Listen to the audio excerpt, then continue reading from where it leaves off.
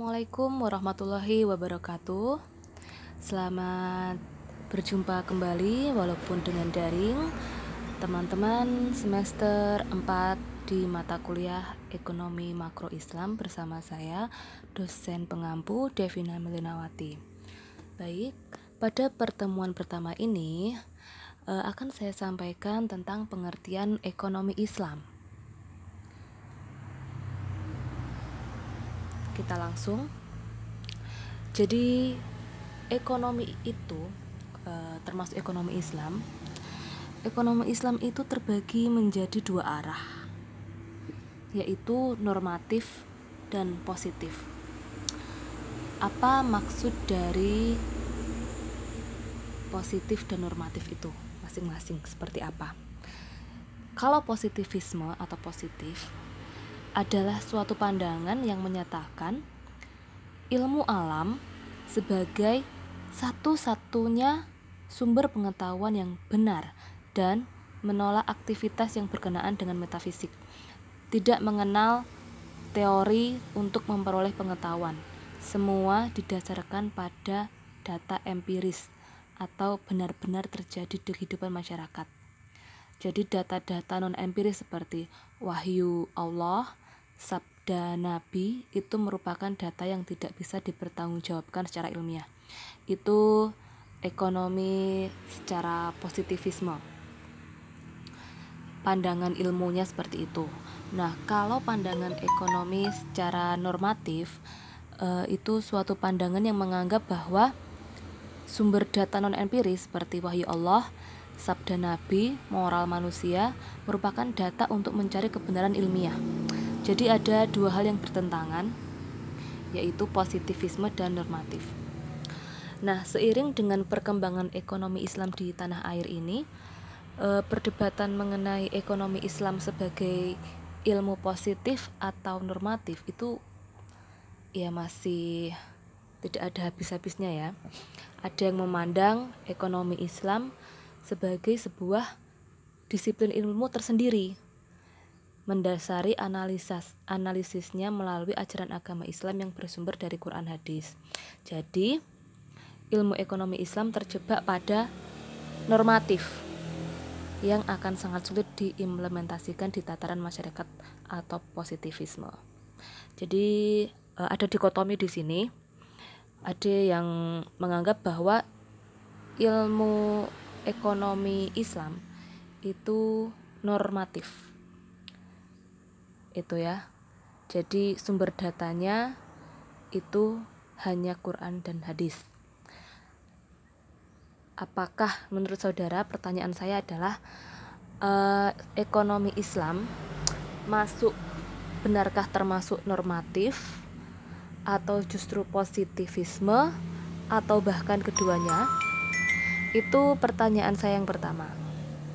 Nanti dijawab di rekaman atau di forum diskusi. Kemudian yang kedua akan saya bahas tentang nilai dasar. Nilai dasar ekonomi Islam itu ada 3, yaitu tentang kepemilikan, keseimbangan, dan keadilan.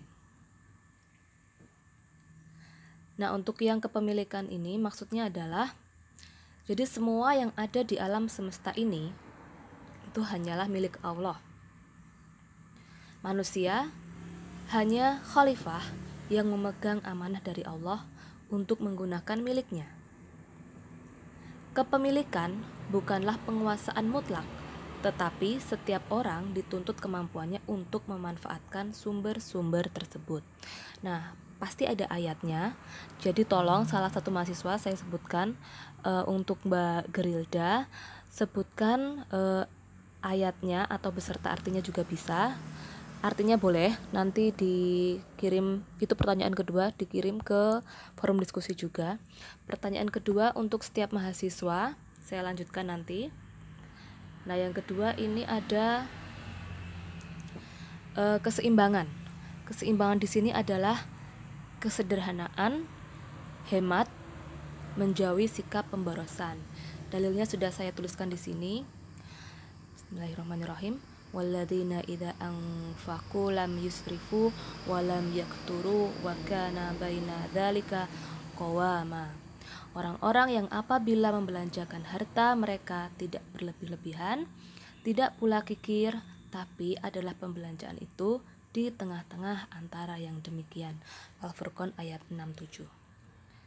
Kemudian yang ketiga, ada keadilan, yaitu mengalokasikan sejumlah hasil kegiatan ekonomi bagi orang yang tidak mampu memasuki pasar melalui zakat, infak, dan hibah.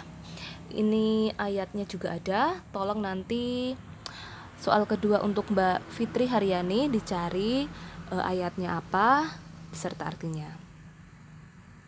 Kemudian yang ketiga adalah karakteristik ekonomi Islam. Nah, ini ada 9.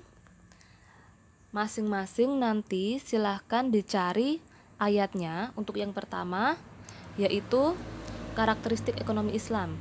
Harta kepunyaan Allah dan manusia merupakan khalifah atas harta.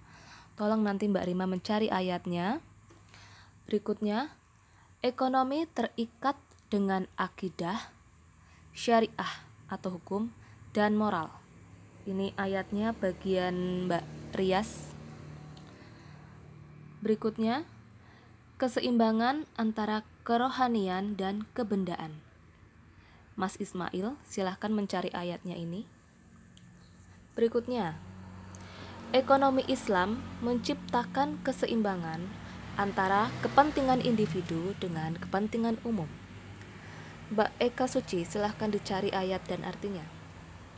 Berikutnya, kebebasan individu dijamin dalam Islam. Mbak Tias ya, mencari ayatnya. Berikutnya, negara diberi kewenangan turut campur dalam perekonomian.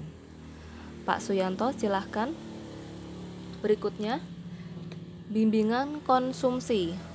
Ini Mbak Eka Idar. Berikutnya, petunjuk investasi. Mbak Adista, silahkan dicari ayatnya. Kemudian yang terakhir adalah larangan riba.